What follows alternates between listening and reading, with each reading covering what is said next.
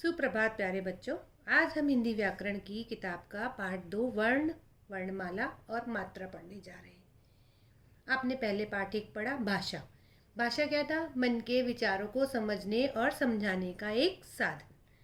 तो जब भी हम अपने मुंह से कुछ बोलते हैं तो हमारे मुख से कुछ आवाज़ें निकलती हैं, ध्वनियाँ निकलती हैं। ठीक है, जैसे हाथी को देखते ही क्या बोला? हाथी। हाथी शब्द में कितनी ध्वनि है? जैसे है, आ, थ और ई। वैसे तो देखा जाए हाथी, लेकिन अगर हम इनको अलग अलग करेंगे तो है, आ, थ और ई। देखिए, इस प्रकार हाथी बोलते समय हम 4 ध्वनियाँ बोलते हैं, है, आ, थ और ई। अब बताओ, इनके क्या और टुकड़े हो सकते हैं? ह के टुकड़े हो सकते हैं? नहीं, इनके और टुकड़े नहीं किए जा सकते। ये सबसे छोटी ध्वनियाँ हैं। जैसे बच्चों, आप स्कूल में जब प्रवेश करते हैं, एडमिशन लेते हैं, जब छोटे होते हैं तो उस समय सबसे पहले आपको क्या सिखाया जाता है? क, ख, ग, ग ये और अ, आ, ई, है ना। उसके बाद आप उनसे शब्द बनाना सीखते हैं और शब्दों से फिर आप वाक्य बनाना सीखते हैं। तो जब शुरुआत की जो ध्वनियाँ हम सीखते हैं, इन ध्वनियों के और टुकड़े नहीं किए जा सकते। भाषा की जो सबसे छोटी ध्वनि है, इकाई है, उसको क्या कहा जाता है? वर्ण कहा जाता है। वर्ण को हम अक्षर भी कहते हैं, जिसका अर्थ है ऐसी ध्वनि जिसके और टुकड़े नहीं किए जा सकते। अब इनके भेद। हिंदी के वर्णों को 2 भागों में बांटा गया है, स्वर और व्यंजन। स्वर जिन ध्वनियों का उच्चारण करते समय किसी अन्य वर्ण की सहायता नहीं ली जाती, उन्हें स्वर कहते हैं। यानी इनको बोलते समय हमें और किसी वर्ण की जरूरत नहीं पड़ती। ये है स्वर। और हिंदी में कितने स्वर हैं? 11 स्वर। जैसे ए, आ, ई, ऊ, री, ए, ओ और औ। दूसरा है व्यंजन। अब देखिए, जिन ध्वनियों का उच्चारण करते समय स्वरों की सहायता ली जाती है, उन्हें व्यंजन कहते हैं। समझ में आया कि स्वर अपने आप पर निर्भर होते हैं, उन्हें किसी की जरूरत नहीं होती। और लेकिन व्यंजन में स्वर का मेल होता है। व्यंजन को बोलते समय उसमें स्वर मिले हुए ही होते हैं। इसमें एक स्वर ऐसा है जिसे कि मास्टर कहा जाता है, वो सभी व्यंजनों में पाया जाता है। अ, जैसे आप ट लिखेंगे तो ट में भी अ छिपा हुआ है, क में भी अ छिपा हुआ है। इस तरह जिन ध्वनियों का उच्चारण करते समय स्वरों की सहायता ली जाती है, उन्हें व्यंजन कहते हैं। हिंदी में कितने व्यंजन हैं? 33 व्यंजन है, 33। अब ये देखिए व्यंजन। क, ख, ग, घ, ण, च, छ, ज, झ, ण, ट, ठ, ड, ढ, ण, त, थ, द, ध, न, प, फ, ब, भ, म, य, र, ल, व और श, स, ह। अभी मैंने आपको बताया कि सभी व्यंजनों में अ की ध्वनि मिली होती है। जब कोई व्यंजन बिना किसी स्वर के लिखा जाता है तो उसके नीचे एक तिरछी रेखा देखिए ऐसे खींची जाती है, जिसे हलंत कहा जाता है। जैसे क, च, र। इसका मतलब है कि इसमें कोई भी स्वर नहीं मिला हुआ। इनके अतिरिक्त भी कुछ वर्ण है, जैसे श, त्र, ज्ञ और श्र। ये संयुक्त अक्षर है। इसमें 2 व्यंजन मिले हुए हैं। जैसे श में श और स, त्र में त और र, ज्ञ में ज और अ, और श्र में श और र। ड़ और ढ, र।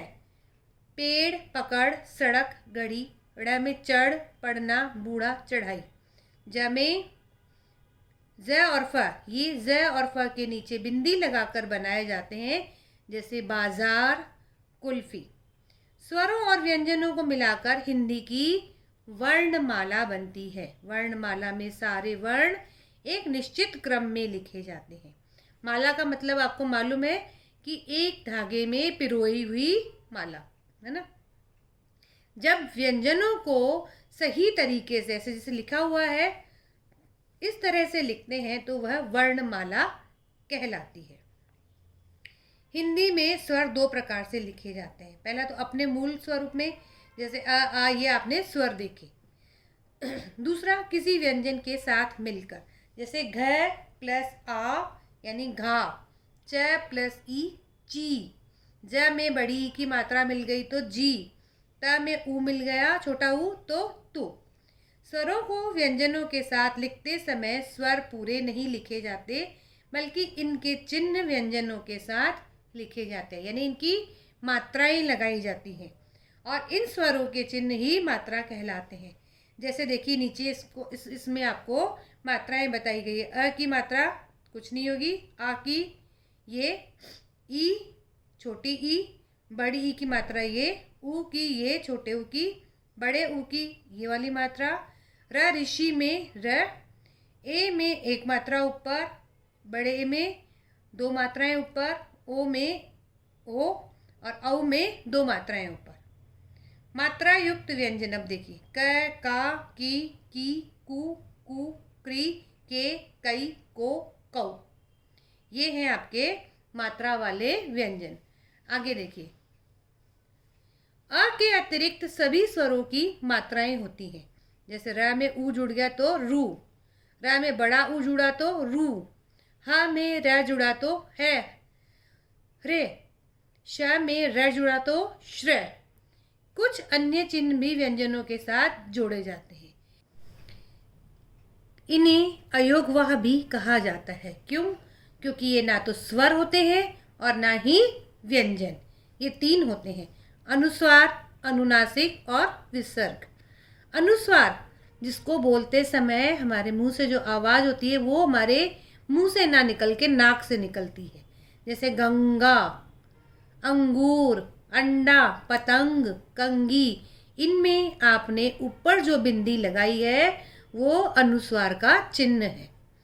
दूसरा है अनुनासिक, इसमें हमारे जो बोलते समय जो आवाज़ है वो मुंह और नाक दोनों से निकलती है, इसीलिए अनुनासिक कहा जाता है। और इसका चिन्ह है चंद्र बिंदु, जैसे गांव, चांद, कुआं, पांव, आँख, आंगन आदि। तीसरा है विसर्ग, इसका जो उच्चारण है वो बोलते समय ह की आवाज़ निकलती है। इसका चिन्ह है ये पीछे दो बिंदुओं लगना, जैसे प्रातः, अतः, पुनः आदि। तो बच्चों आपने ये अयोगवाह यहाँ पर समझा, इसके 3 भेद पढ़े। अब है इसकी अभ्यास। रिक्त स्थानों की पूर्ति कीजिए। भाषा की सबसे छोटी ध्वनि को वर्ण कहते हैं। हिंदी के वर्णों को 2 भागों में बांटा गया है। जिन ध्वनियों का उच्चारण करते समय किसी अन्य वर्ण की सहायता नहीं ली जाती उन्हें स्वर कहते हैं। हिंदी में कितने स्वर हैं? 11। वर्णों के व्यवस्थित समूह को वर्णमाला कहा जाता है। सभी व्यंजनों में किसकी ध्वनि मिली होती है? अ की। प्रश्न 2 देखिए, सही उत्तर पर सही का निशान लगाइए। व्यंजनों का उच्चारण करते समय किसकी सहायता ली जाती है? स्वरों की। श, त्र, ज्ञ और श्र ये क्या कहलाते हैं? संयुक्ताक्षर, यानी इसमें 2 वर्ण मिले हुए हैं, इसीलिए इन्हें संयुक्ताक्षर कहा जाता है।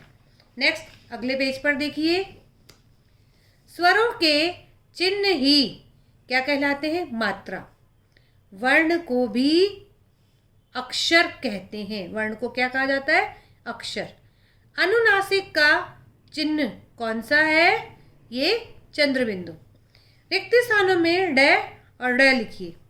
सड़क, लड़ाई, डंडा। देखिए ड और ड, जिसमें नीचे बिंदी आएगी वो ड और जिसमें बिंदी नहीं आएगी वो ड। पेड़, डमरू, लड़की, डिब्बा, गुड़िया, डाकिया, मकड़ी। रिक्त स्थानों में ढ और ढ भरिए। ढक्कन, बूढ़ा। देखिए जिसमें बिंदी है वो ड हो गया और जिसमें बिंदी नहीं है वो ड। ढपली, सीढ़ी, ढोलक, दाढ़ी, दाढ़ी देखिए, बढ़ई, चढ़ाई। दिए गए शब्द समूह पर बिंदी या चंद्र बिंदु का चिन्ह लगाइए। आँख क्या आएगा? चंद्र बिंदु। पतंग बिंदी, बंदर बिंदी, कुआं चंद्र बिंदु, दांत चंद्र बिंदु, अंगूर बिंदी, अंडा बिंदी, चांद चंद्र बिंदु,